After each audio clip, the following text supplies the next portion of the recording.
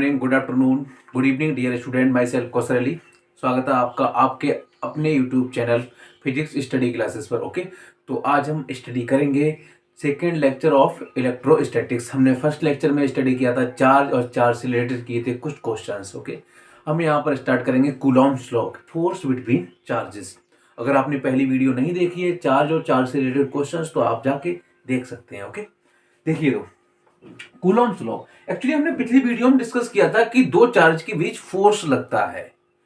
Force attraction और repulsion दोनों type का लगता है, मगर फिजिक्स में जब तक हमें ये ना पता लग जाए कि वो फोर्स किस किस पे डिपेंड करता है। एक्चुअली हम चार्ज बढ़ाएं तो फोर्स कैसे वेरी करेगा, डिस्टेंस कितना रखें, मीडियम का क्या इफेक्ट है, ये तीन फैक्टर सारे उसमें देखा जाता है। जैसे आपने ग्रेविटेशन फोर्स में देखा होगा, डिस्टेंस का इनवर्स स्क्वायर लॉ फॉलो करता है, प्रोडक्ट ऑफ मास के प्रोपोर्शनल होता है, वहां पर एक जी कांस्टेंट आता था, मीडियम से इंडिपेंडेंट होता है। वैसे यहां पर ये देखना जरूरी है कि आपका जो इलेक्ट्रोस्टैटिक फोर्स है, जिसको अब हम आज से कूलाम फोर्स कहेंगे, वो किस किस पे डिपेंड करता है। Charge between force between to stable charges, static charges depend how many factors. Okay, तो देखते हैं यहां पर। अच्छा, इसका काम सबसे पहले किया कूलॉम्स ने। किसने? कूलॉम्स ने। इन्होंने एक एक्सपेरिमेंट किया टोरिजन बैलेंस से।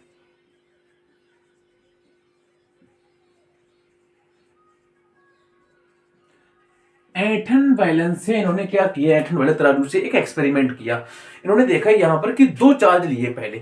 अब इन्हें ये नहीं पता था कि मतलब क्या है, उस समय तक चार्ज को मेजर करना थोड़ा मुश्किल था, कितने कूलाम क्या है इसके बारे में शायद नहीं पता था। तो उन्होंने क्या किया, एक बॉडी ली, चार्ज बॉडी, इसमें सपोज करो क्यू चार्ज है, अनचार्ज बॉडी जीरो चार्ज है। इन्होंने क्या किया, इन दोनों को आपस में टच कराया, दोनों कंडक्टिंग थे, चार्ज यहां से इधर ट्रांसफर हुआ। आफ्टर दैट यहां पर भी चार्ज रह गया Q/2, यहां पर भी Q/2। ये पता था कि जब जो दो कंडक्टिंग बॉडी आपस में टच करते हैं तो चार्ज उन पे बराबर बराबर इक्वल अमाउंट पे डिस्ट्रीब्यूट हो जाता है। ठीक, उसके बाद इन्होंने क्या किया, जो अपना बैलेंस था, इसमें एक रॉड लगी होती है ऐसी, ये ये आपका केवल बैलेंस करने के लिए है, अनचार्ज बॉडी है। ये आपका सपोज कर लो चार्ज बॉडी है, इसके पास एक दूसरा चार्ज बॉडी लाए क्यू चार्ज का यहां से, तो ये क्या करेगा, इसको रोटेट करेगा। सपोज करो यहां पर ऐसे है हमारा, यहां पर चार्ज रखा हुआ है, यहां हम लाए, तो ये क्या करेगा, रोटेट करने से इसमें ऐंठन होगा, टोर्जन होगा। उस टोर्जन की हेल्प से इन्होंने फोर्स निकाला। फिर उन्होंने देखा कि अगर हम क्या करें, अमाउंट बढ़ा दें, अगर इसकी जगह हमारा 2Q और यहां पर भी 2Q आ जाए, तो जो ऐंठन प्रोड्यूस हो रही थी, टोर्जन हो रहा था, वो और ज्यादा हो रहा था। ओके, इससे इन्होंने क्या कैलकुलेट किया अलग अलग फोर्स के लिए, torque due to torsion, that is K phi. Phi is the angle of rotation. मिल गया हमें, ठीक, मिल गया। अच्छा, आपको पता है टॉर्क का एक और फार्मूला, टॉर्क होता है हमारा force into distance, perpendicular distance. मिल गया। इन दोनों को इन्होंने इक्वेट किया, K phi equal to F R. यहां से सिंपली मिल गया क्या, F equal to K phi upon R. अब इन्होंने क्या किया, दो चार्ज को तो सेम रखा, Q और QA चार्ज को सेम रख के उनके बीच का सेपरेशन बढ़ाया, अलग अलग सेपरेशन पर मैग्नीट्यूड ऑफ फोर्स कैलकुलेट किया, देखा गया कि कैसे वेरी कर रहा है। सिमिलरली डिस्टेंस सेम रख के अलग अलग मैग्नीट्यूड के चार्ज रखकर उनके बीच फोर्स कैलकुलेट किया, तो इन्होंने एक रिजल्ट निकाला। एक्चुअली एक्सपेरिमेंटल बेस्ड रिजल्ट है ये। ठीक, तो क्या देखा इन्होंने कि सिंपली कि जो फोर्स था आपका, वो दोनों चार्ज के प्रोडक्ट के प्रोपोर्शनल था, कि चार्ज जितना ज्यादा होगा, उनका प्रोडक्ट जितना ज्यादा होगा, फोर्स उतना ही ज्यादा होगा। दूसरा, डिस्टेंस में इनवर्स स्क्वायर लॉ का फॉलो कर रहा था, ठीक वैसे ही जो ग्रेविटेशन का कर रहा था। ठीक, तो इन्होंने यहां पर एक स्टेटमेंट दिया, लिखा यहां पर क्या, कि force between two point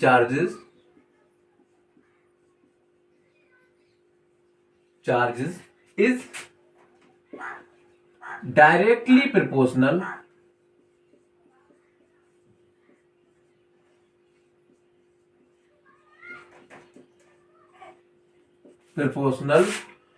to product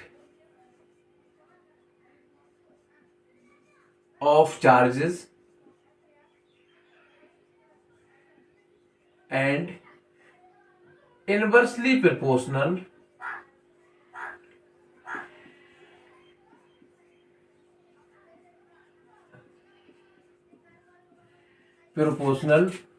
to the square of distance between them। ये इन्होंने यहां तक कैलकुलेट किया या फिर कह रहे हैं एक्सपेरिमेंटली बेस्ड पे ऑब्जर्व किया। ठीक, तो सिंपल यहां से मिल गया। पहली क्या चीज कि जो हमारा फोर्स होगा वो इंक्रीज होगा। यहां पर हम ले लेते हैं 2 point charges Q1 Q2, distance इनके बीच का ले लिया हमने R, एक आपका A है एक आपका है B।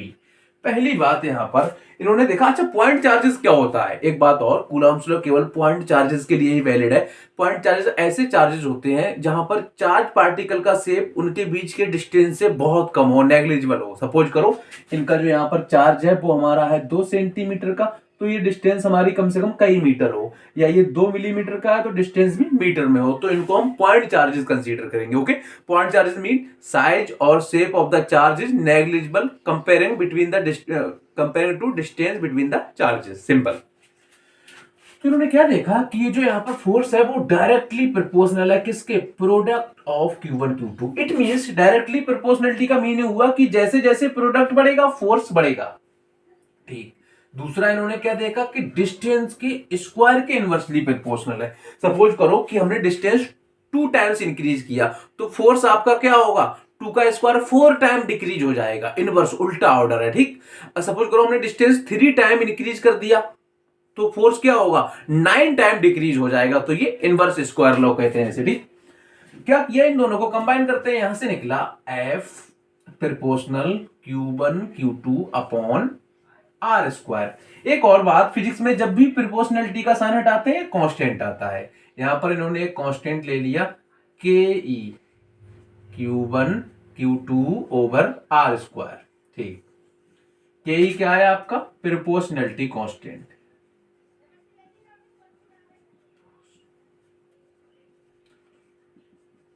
Constant, good. आपको पता है कि के का जो वैल्यू मेजर किया गया एक्सपेरिमेंटली वो 1/4πε0 भी कहते हैं। ये वैल्यू आया 9 × 10⁹9। इसका यूनिट क्या होगा, इसका यूनिट लिखिए सबसे पहले, इसका यूनिट होगा न्यूटन मीटर स्क्वायर पर कूलम स्क्वायर। एक बात, ε0 क्या है, परमिटिविटी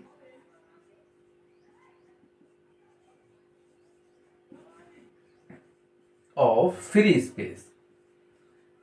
इसका भी यूनिट लिख लें या वैल्यू लिख दें, इसका होता है 8.85 10⁻⁻12। ओके, यूनिट क्या होगा ε0 का, यहां से कैलकुलेट करें। ε0 का यूनिट क्या हो जाएगा आपका, बोलो बोलो, बिल्कुल सही, तो हो गया आपका कूलम स्क्वायर पर न्यूटन मीटर स्क्वायर। ओके, इसका डायमेंशन भी वो आपसे पूछ लेता है, तो डायमेंशन भी आपको निकालने निकाल देते हैं।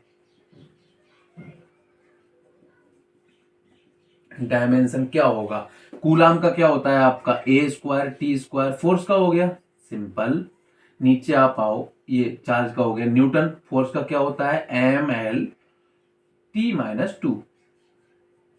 Okay, dimension of distance that is L square, तो हमारा यहां से हो जाएगा ऊपर जाके m-1 नेगेटिव, L का -3, गुड, T आपका -2 जाके यहाँ पर A स्क्वायर और T प्लस का 4, ये आपका इसका आ गया डायमेंशन। कई बार एग्जाम में ये पूछा जाता है। तो यहां तक हमारा काम हो गया, हमने सीख लिया है। एक्चुअली जो ये एक्सपेरिमेंट है जो इन्होंने किया था, किसने, कूलम्ब्स ने, वो किया था वैक्यूम में, यानी वैक्यूम में ये चार्ज कैलकुलेट किया था। अभी हम क्या करेंगे, इस एक्सपेरिमेंट को किसमें देखेंगे, एक्सपेरिमेंट को या लॉ को किसमें, मीडियम में। अगर हमारा चार्ज के बीच एयर या वैक्यूम ना होकर कोई और मीडियम है तो क्या फर्क पड़ेगा, फोर्स बढ़ेगा या घटेगा। अगर घटेगा तो उसके बिहाइंड रीजन क्या है। एक्चुअली हम जानते हैं कि फोर्स डिक्रीज हो जाता है, बट क्यों हो जाता है, ऐसी क्या प्रोसेस होती है, वो हम यहां पर सीखेंगे। आप इसका तब तक स्क्रीनशॉट ले लीजिए। ओके,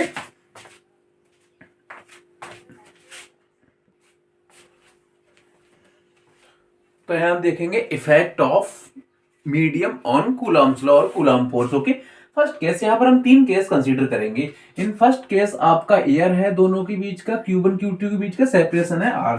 सिंपल आपने अभी कूलम्ब्स लॉ लिखा है, वही फार्मूला आपका हो जाएगा, F equal to 1/4πε0 Q1 Q2 over R square. Second case आपका क्या कहता है कि आपका सेकेंड केस में पार्शियली मीडियम है। यहां से आप देखिए दोनों के बीच का सेपरेशन अगेन R है, बट T इसमें से जो T डिस्टेंस है या फिर T लेंथ है उसमें आपका कोई दूसरा मीडियम है जिसका डाइलेक्ट्रिक कांस्टेंट K है। ओके, यहां तक समझ आ गया? ठीक। तो यहां तक हमने देखा कि एयर कितने में है उस हिसाब से निकाल दिया। तो इसमें आपका जो फोर्स आएगा 1/4πε0, यहां पर आ जाएगा Q1 Q2 upon R minus T plus T root के इसका स्क्वायर। ये आपका दूसरा केस हो गया जब आपका पार्शियली मीडियम है। ठीक ठीक। तीसरा आपका केस अब पूरा कंप्लीट मीडियम है, एयर बिल्कुल नहीं है। यहाँ आपका जैसा एयर था मीडियम नहीं था, बीच में एयर और मीडियम दोनों था, यहाँ आपका क्या है, कंप्लीटली मीडियम है। तो इसमें हमारा क्या हो जाएगा, R इक्वल टू टी। तो यही फार्मूला आपका आ जाएगा 1/4πε0 Q1 Q2 अपॉन यहां पर R minus R plus R root के स्क्वायर। इससे ये कैंसिल आउट, तो आपका ये फोर्स बचेगा 1/4πε0 Q1 Q2 यहां पर K और R स्क्वायर। K हमारा कहलाता है डाइलेक्ट्रिक कांस्टेंट और medium, dielectric constant of medium. Equation इसको आप 1 दे दो, ये एयर में फोर्स है, ये मीडियम में है, इसको दे दो 2 फ्रॉम 1 एंड 2। 1 और 2 से देखेंगे आप डिवाइड करने पर जो आपका K का वैल्यू आता है वो आता है force in medium upon force in air between 2 charges, जब डिस्टेंस उनके बीच का सेम है। ठीक, ओके गुड। एक बात और, एयर के लिए, एयर और वैक्यूम, एयर और वैक्यूम के लिए K का वैल्यू कितना होता है, 1। फॉर कंडक्टर, कंडक्टर के लिए K होता है हमारा इनफाइनाइट। ठीक है, ये आपको वैल्यूज याद रखनी है। अब आते हैं, आगे बढ़ते हैं। ठीक, यहां से तो यहां पर क्लियर समझ में आ रहा है कि फोर्स आपका क्या होता है, डिक्रीज हो जाता है जब एयर की जगह क्या आ जाता है, वहां पर कोई मीडियम आ जाता है। ठीक, बट ये होता क्यों है, ये यहां पर प्रॉब्लम नहीं है डिक्रीज हो जाता है, ये तो हमने एक्सपेरिमेंटली कर लिया। एक्सपेरिमेंट ने बताया कि फोर्स क्या हो जाएगा, डिक्रीज हो जाएगा, के टाइम डिक्रीज हो जाएगा। बट ये ऐसा होता क्या है कि फोर्स डिक्रीज हो जाता है, मैकेनिज्म क्या है इसका। आप एक कंसेप्ट यहां पर पढ़ेंगे, पोलराइजेशन। क्या, पोलराइजेशन। एक्चुअली मीडियम जो होता है दो चार्ज के बीच का, वो पोलराइज हो जाता है। कैसे होता है समझते हैं अभी। जैसे आपका सपोज करो ये आपका प्लस चार्ज था, दूसरी तरफ ये आपका चार्ज है, डायरेक्शन ऑफ इलेक्ट्रिक फील्ड कहीं आपकी इस साइड है। ठीक, तो आपका जो मीडियम होगा जो भी, तो मीडियम आपका पोलराइज हो जाएगा। इसका मतलब क्या हुआ कि नेगेटिव चार्ज पार्टिकल लगेगा आपको कि इधर आ गए हैं, और पॉजिटिव लगेगा आपको क्या कि इधर हट गए हैं।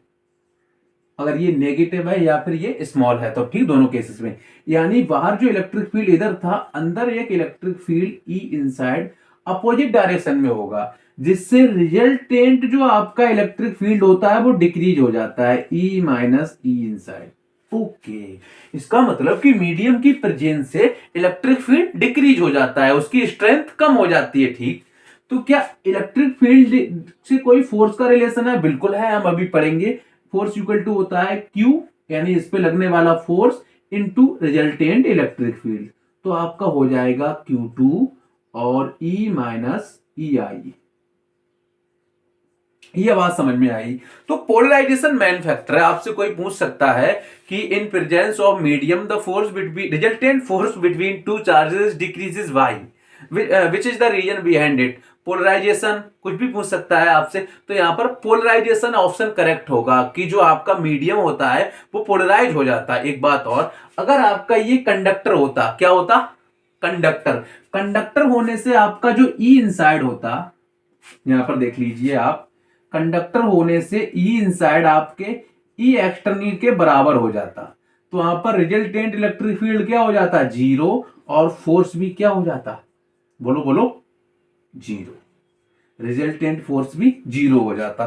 तो बात समझ में आ रही है कि इसके पीछे की मैकेनिज्म क्या है, मीडियम का पोलराइजेशन। ठीक, समझ में आ गया। ये तो आपको पता है फोर्स डिक्रीज होता है, बस होता क्यों है, मीडियम में ऐसी क्या एक्टिविटी होती है कि वो फोर्स को, रिजल्टेंट फोर्स को डिक्रीज कर देता है। एक बात और, 2.4, अभी हम प्रॉपर्टी में पढ़ेंगे कि 2 पॉइंट चार्जेस के बीच लगने वाला कूलाम फोर्स तीसरे पॉइंट चार्ज की प्रेजेंट से अफेक्ट नहीं होता है। यानी जो इनिशियल फोर्स था वो इससे इफेक्ट नहीं हुआ मीडियम से, बट रिजल्टेंट एक दूसरा फोर्स लगने लगा तो रिजल्टेंट कम हो गया, उस पर कोई फर्क नहीं पड़ा। ओके, तो मीडियम की प्रेजेंस आपको समझ में यहां तक आ गई है। ठीक, गुड।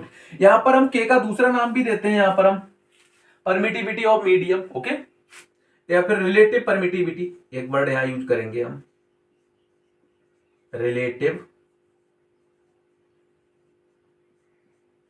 परमिटिविटी। क्या होती है रिलेटिव परमिटिविटी, देखिए आप, इसको हम के से भी करते हैं, एप्सिलॉन आर इक्वल टू के, यहां पर आपका हो जाएगा सिंपली क्या, epsilon in medium upon epsilon not.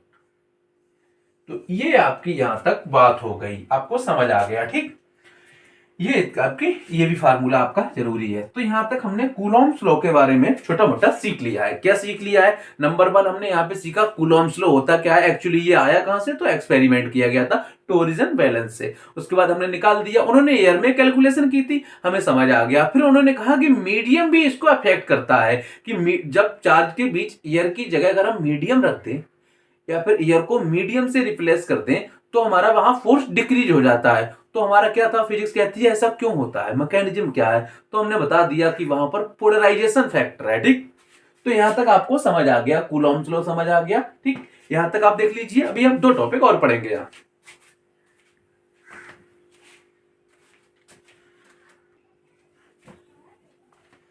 तो कूलॉम्स लॉ हमने स्टडी कर लिया, मीडियम का इफेक्ट कर लिया है। हम सीखेंगे कि vector form, okay, vector form actually force एक वेक्टर क्वांटिटी है, तो हमें इसकी डायरेक्शन की नीड होगी, तो हम इसको वेक्टर फॉर्म में भी लिखेंगे। देखिए यहां पर आपके 2 चार्जेस, हमने दोनों पॉजिटिव ले लिए हैं, it means they are repel each other. Okay, तो यहां से क्या हुआ कि are F21 means force applied on 2y1, F12 means force applied by second particle on first. Okay, this is, and now we can write in a vector form like that. F12 force applied by 2 on 1, that is 1 upon 4 pi epsilon naught q1 q2 upon r square. अब ये vector है तो इसकी direction ये हो जाएगी r12 cap. Okay, एक और तरीका, अगर आप इसको वेक्टर लिखना चाहें तो आप लिख सकते हैं 1/4 pi epsilon not q1 q2 r की पावर 3 1 2 वेक्टर लिख दिया हमने, यूनिट वेक्टर को। ओके, ये भी आपको लिखा मिल सकता है। सेकंड, अब हम ये देखेंगे आपका F21 क्या होगा, force applied by first particle on the second. Okay, it means, तो you can write like this 1/4 pi epsilon not q1 q2 upon r square into r21 cap. You can also write in vector form like this, r12 cap, like 1/4 pi epsilon naught q1 q2 upon r square r21 vector, यहां power कर लो 3। तो ये आपका vector form हो गया। Okay, but आपको पता है क्या कि R21 कैप इक्वल टू होता है माइनस के R12 कैप के, इक्वल एंड अपोजिट होगा। तो आप क्या लिख सकते हैं यहां से अपना निकाल के कि R12 vector force applied by 2 on first equal to होगा force applied on 2 by first, that is minus action reaction pair. एक बात और समझ में आ गया कि न्यूटन्स मैकेनिक्स का जो थर्ड लॉ है एनएलएम का, उसका भी ये फॉलो करता है। तो वेक्टर फॉर्म में भी आप इसको लिख सकते हैं, आता है लिखने को। ठीक, यहां तक हमने सीख लिया है। अब वेक्टर फॉर्म आपका हो गया। जरा इसकी देखते हैं प्रॉपर्टीज। ओके, प्रॉपर्टीज देखते हैं क्या क्या है इसकी प्रॉपर्टीज। पहला नंबर 1 है it valid only for point charge. अगर आपका यहां पर पार्टिकल, चार्ज पार्टिकल, उनका शेप ज्यादा बड़ा होगा तो ये वैलिड नहीं होगा। Second, it is conservative force.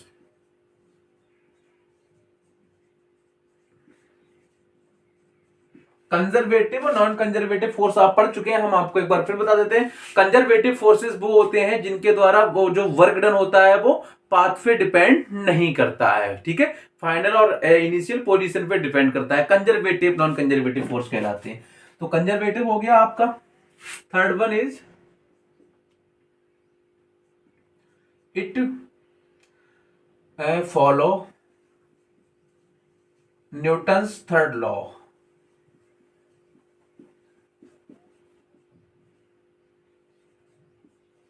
Law of motion, action reaction वाला। ओके, फोर्थ वन इज, ये आपका 3 हो गया यहां तक। ठीक है, फोर्थ आपका क्या होगा यहां पर? ठीक है, बताओ। कंजर्वेटिव हो गया, न्यूटन्स थर्ड लॉ हो गया, पॉजिटिव नेगेटिव दोनों होता है। ठीक है, लिखोगे it is stronger, stronger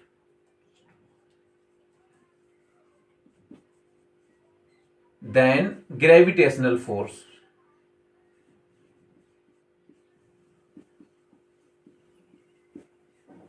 gravitational force से ये स्ट्रोंगर होता है। ठीक है, इतना समझ में आ गया। अप्लाई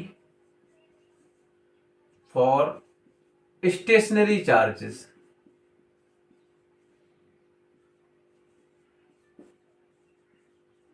ओके, अगर आपके चार्ज मूव कर रहे हैं, मोशन में है, तो वो आपके इलेक्ट्रिक फील्ड से अलग अलग क्या मैग्नेटिक फील्ड भी प्रोड्यूस करेंगे। तो वहां पर मैग्नेटिक फोर्स भी होगा। तो केवल हम कूलॉम्स लॉ से टोटल फोर्स कैलकुलेट नहीं कर सकते। वहां एक नया कंसेप्ट आता है जिसको हम मैग्नेटिज्म में पढ़ेंगे, Lorentz force. It means sum of electric and magnetic force. Okay, तो ये कब एप्लीकेबल होगा? हमेशा स्टेशनरी चार्ज के लिए ये आपका एप्लीकेबल होगा। तो यहां तक ये हो गया, इतनी प्रॉपर्टीज हो गई। ठीक, valid only for point charges. It is conservative force. Follow Newton's third law of motion. It is stronger than gravitation. Apply for stationary forces. यहां तक आपको समझ में आ गया है। ठीक, सेंट्रल फोर्स भी होता है, ये आप लिख सकते हैं। तो वो ये यहां तक हमारा कूलॉम्स लॉ के बारे में ये डिटेल स्टडी था, वो हम कर चुके। ओके, इसके बाद हम देखते हैं आगे का इसका क्या होता है system. Superposition, principle of superposition.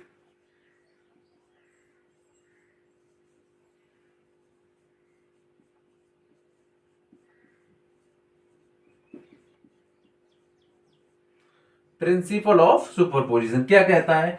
अगर कहीं आपके एक चार्ज पार्टिकल पे बहुत सारे फोर्स लग रहे हैं, यहां पर सपोज करो यहां पर एक पार्टिकल है, इस पे कई सारे चार्ज पार्टिकल फोर्स लगा रहे हैं, Q1, Q2 और Q3। ये आपके बहुत सारे फोर्स हैं, F1, F2, F3। तो ये इनके बीच का डिस्टेंस R1, R2, R3 मान लो पॉइंट O है, ये AVC है। तो ये लॉ कहता है कि जो रिजल्टेंट फोर्स होगा वो इनका वेक्टर सम होगा। रिजल्टेंट फोर्स वो आपका क्या होगा? F रिजल्टेंट इन सारे फोर्सेस का वेक्टर सम होगा। F2, F3 dot dot dot. Okay, दो के लिए लेते हैं हम, देखो for two charges, for two forces लिख लो। टू फोर्सेस आपके क्या है, सपोज करो ये एक पॉइंट, इस पे दो फोर्स लग रहे हैं, एक आपका इधर, एक आपका इस साइड, इनके बीच का एंगल है थीटा। ओके, तो इनका रिजल्टेंट कहीं यहां आएगा, एफ रिजल्टेंट मान लो, यहां से ये अल्फा एंगल बना रहा है। तो आपको पता होगा रिजल्टेंट फोर्स का फार्मूला क्या होता है, आप पढ़ चुके हैं वेक्टर में 11th में। ओके, क्या F1 square F2 square 2F1 F2 cos theta. नहीं पढ़ा है तो आप कमेंट बॉक्स में लिख दीजिए, हम आपको अवेलेबल करा देंगे। ठीक, एक बात और, जो रिजल्टेंट इससे जो फोर्स बना रहा है, वो एंगल बना रहा है फर्स्ट फोर्स से, वो आपका टेन अल्फा इक्वल होता है आपके किसके, F2 sine theta upon F1 plus F2 cos theta. ये यहां तक आपका वेक्टर एडिशन हो गया। वेक्टर एडिशन पे हम 2-3 क्वेश्चंस करेंगे, उसके बाद हम आगे बढ़ेंगे, कूलॉम्स लॉ कंप्लीट हो जाएगा। ओके, आप एक बार इसका स्क्रीनशॉट ले लो।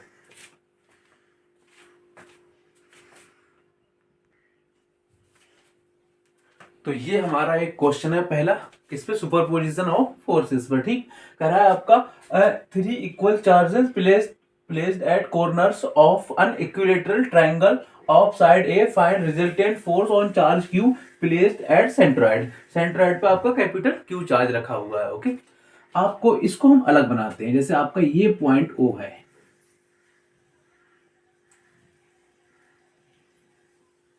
ये आपका बी है, ये आपका पॉइंट ए है, ये आपका पॉइंट सी है। यहां आपका कैपिटल क्यू फोर्स रखा है, small Q small Q small Q. हमें पता है अगर ऑल चार्ज पॉजिटिव है यहां पर, जैसा कि देखा गया है Q Q all positive, Q भी पॉजिटिव, तो ये सारे फोर्स जो सेंट्रॉइड पे कैपिटल क्यू रखा है उसे रिपेल करेंगे। आपका ये वाला जो फोर्स है, ये जो इस पे कैपिटल क्यू पे फोर्स लगाएगा, वो लगाएगा डाउनवर्ड, F1 कह देते हैं। ये जो वाला है ये इधर लगाएगा, F2 रिपल्सन, ये वाला इधर रिपेल करेगा, F3। ये आपके पास 3 फोर्सेस हैं, इनका हमें रिजल्टेंट निकालना है, कितना लग रहा है, बड़ा सिंपल है, हम निकालते हैं। एक्चुअली रिजोल्यूशन ऑफ वेक्टर आप जानते होंगे, एक बार हम फिर इसको ट्राई कर लेते हैं थोड़ा सा,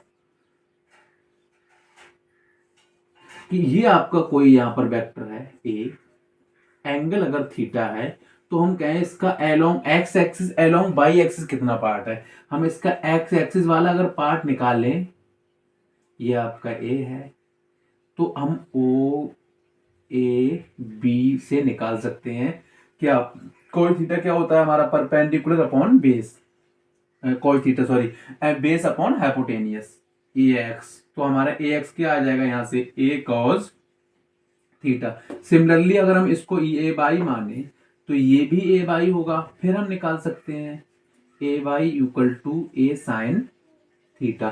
तो ये रिजोल्यूशन ऑफ वेक्टर आपको आना चाहिए, बेसिक चीज है, हम वेक्टर बारे में आपको पढ़ाई भी थी और पढ़ाएंगे भी आगे। ओके, तो यहां से देखिए, यहाँ पे हम एक्सिस देख लें, बाई एक्सिस तो हमें दिख रहा है, एक्स एक्सिस भी है, अभी नहीं है, तो ये आपका एक्स एक्सिस हो गया है यहां तक। ठीक है, अब जरा ध्यान दो, पूरा एंगल कितना 60, तो ये कितना 30। ओके, पूरा एंगल 60, तो ये वाला भी 30। जब वो एंगल 30 है आपका, यहां पर ये 90 है, तो ये कितना हुआ 60। ओके, देखो 30 90, और ये वाला भी 60। अगेन यहां पर देखो, ये एंगल 30, ये 90, तो ये 60 हुआ। ओके, तो जब ये 60 हुआ आपका, तो ये वाला भी कितना होगा आपका 60 होगा, इसके बीच का एक्चुअली ये 60 होगा,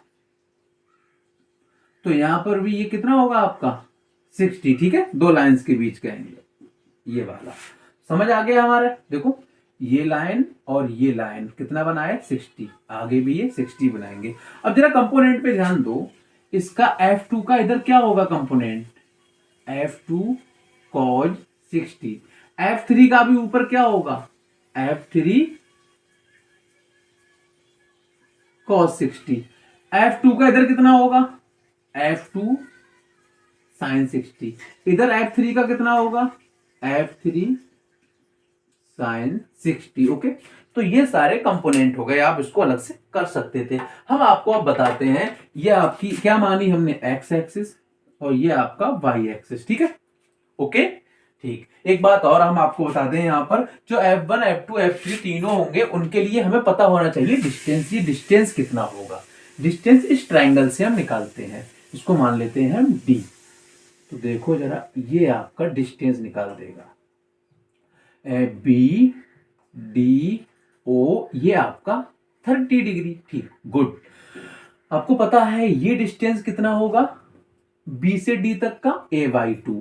गुड। हमें चाहिए कौन सा आपका, ये वाला, इसको हम मान लेते हैं अभी, कुछ भी मान लो, R मान लो। ठीक, इनमें कौन सा रिलेशन होगा बताओ, किसमें, ये परपेंडिकुलर है, हाइपोटेनियस है, बेस है, बेस में और हाइपोटेनियस में कॉज आता है, तो cos 30 equal to base upon hypotenuse. तो आपका cos 30 का वैल्यू √3/2 होता है, तो आपका आ गया A/2R। ठीक, 2 से 2 कैंसिल, तो R इक्वल टू आपका हो जाएगा A/√3। सिंपल, वो हम बाद में पुट कर देंगे। ठीक है, तो अब देखिए यहाँ पर जो मैग्नीट्यूड होगा F1 F2 F3 का, F1 equal to F2, direction नहीं, केवल मैग्नीट्यूड F3, तो वो किसके बराबर होगा, K। पहला चार्ज कितना है हर जगह, Q, दूसरा कैपिटल Q। डिस्टेंस हम कितना निकाल चुके हैं, R इक्वल होगा सारे के लिए, तो R², ये हो गया, यानी तीनों का मैग्नीट्यूड क्या होगा हमारा, इक्वल। ओके, अब हम दो तरह यहां से निकालेंगे, पहले निकालेंगे along X axis with sine, फिर निकालेंगे अलोंग बाई एक्सिस, रिजल्टेंट हम निकाल देंगे। पहले देखते हैं अलोंग एक्स एक्सिस, हमारे दो फोर्सेस हैं, positive X axis F2 sine theta sine 60, negative X axis F3 sine 60। Okay, निकालते हैं, तो हमारा आ गया अलोंग एक्स एक्सिस, बिल्कुल सिंपल है। तो अलोंग एक्स एक्सिस आपका ये है कितना, F2 साइन 60, इसको हम F मान लेते हैं, यार तीनों बराबर रखा है, तो माइनस ये नेगेटिव में लेंगे अलोंग नेगेटिव एक्स एक्सिस, तो F3 साइन 60। अब F3 F2 F1 सारे इक्वल है, तो ये कैंसिल आउट हो जाएंगे, जीरो, यानी no force along X axis, there is no force on capital Q along X axis, so force will be only on y axis. Now we can see along y axis. Okay, along y axis क्या देखते हैं हम along y axis में, कि नीचे की तरफ आपका कौन सा फोर्स है, F1। ओके, तो Fy इक्वल टू, पहले देखते हैं पॉजिटिव y एक्सिस में दो है क्या, F2 cos 60 plus F3 cos 60। Okay, और डाउनवर्ड नेगेटिव बाई एक्सिस में अकेला F1। सारी वैल्यूज पुट करते हैं हम, आपको पता है इन सबको हम F मान सकते हैं, तो यहां पर आपका F cos 60 1/2, F sin 60 1/2, यहां पर F1 को F, तो Fy इक्वल टू F और F, Fy2 minus F, that is F minus F, that is 0, यानी Fy भी 0 आ गया आपका। तो आपका रिजल्टेंट क्या हो जाएगा, Fx i Kaif, Fy j Kaif, that is 0 i Kaif 0 j cap, it means 0। इसका मतलब सेंट्रोइड पे जो पॉजिटिव चार्ज रखा है उस पे कोई भी फोर्स नहीं लगेगा, ये किसमें होगा, इक्विलिब्रियम में होगा। आपसे ये भी पूछ सकता है कि so that the charge placed at centroid of the equilateral triangle is in equilibrium, तो हमारा ये भी प्रूफ हो गया कि किसमें होगा, इक्विलिब्रियम में होगा। अच्छा क्वेश्चन था, ठीक, तो ये सिंपल क्वेश्चन था, हमने किया, आप इसको नोट कर लीजिए, स्क्रीनशॉट ले लीजिए, इसके बाद हम आगे करते हैं।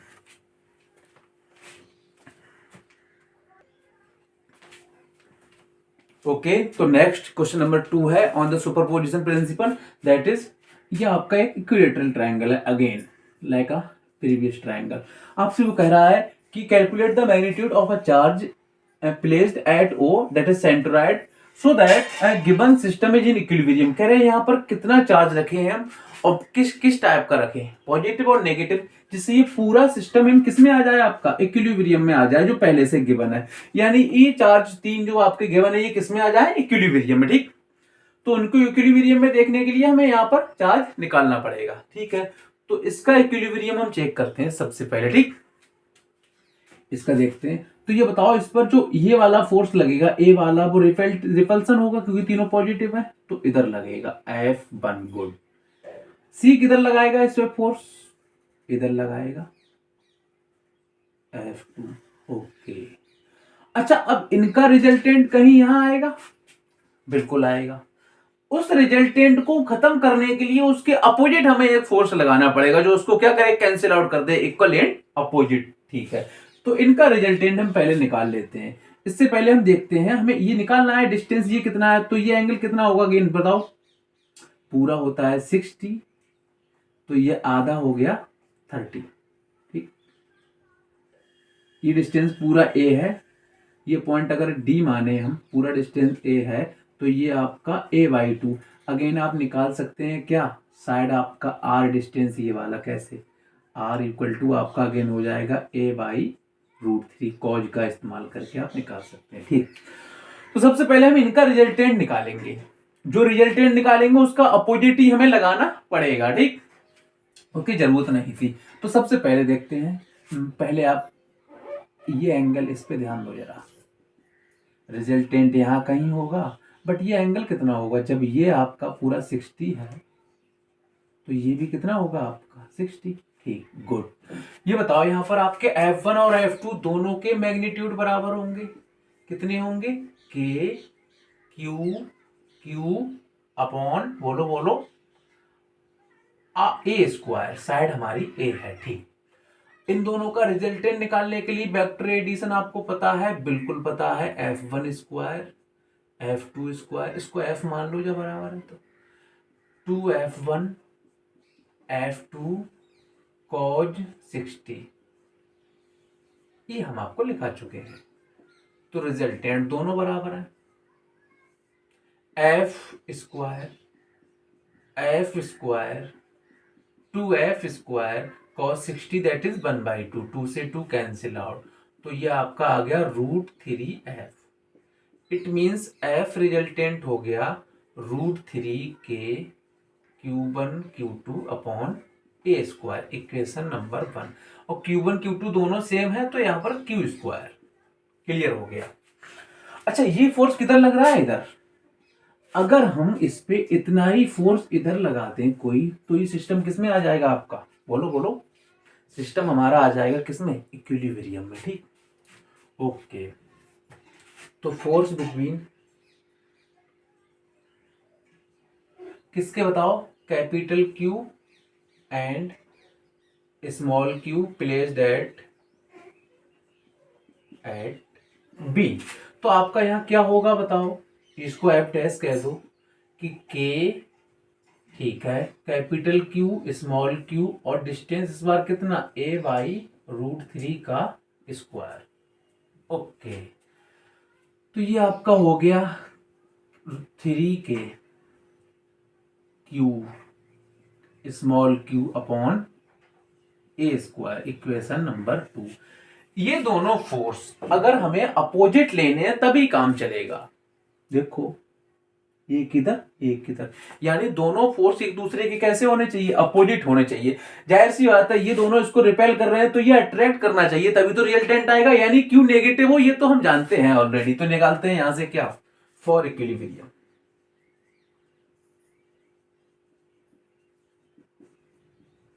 वेरियम of charge Q placed at B, क्या होना चाहिए आपका?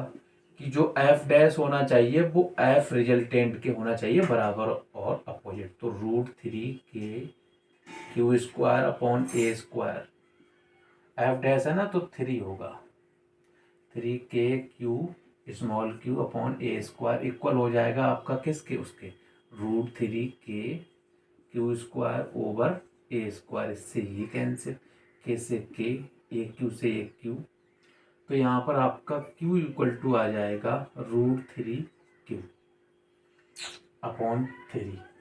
√3 से ये कैंसिल आउट, तो ये माइनस का आएगा, तो माइनस का हो जाएगा Q/√3। इतना चार्ज रख देंगे आप तो किसमें आ जाएगा आपका सिस्टम, इक्विलिब्रियम में। ठीक, तो ये आपका एक और क्वेश्चन था। उम्मीद है आपको समझ आया होगा। यहाँ तक हमने कंप्लीट कर लिया है कूलॉम्स लॉ। आपको अगर हमारी क्लासेस समझ में आ रही हैं तो आप हमें लाइक शेयर सब्सक्राइब करिएगा, ठीक, और नोटिफिकेशन भी दबाएं। इसके बाद हम जब भी आगे बढ़ेंगे तो हम पढ़ेंगे यहाँ से इलेक्ट्रिक फील्ड, उससे रिलेटेड प्रॉब्लम्स, फील्ड के साथ क्या होता है, इलेक्ट्रिक फील्ड, फील्ड क्यों कहते हैं, कैसा फील्ड होता है, फील्ड लाइंस क्या होती हैं। अगली क्लास में हम कंटिन्यू करेंगे।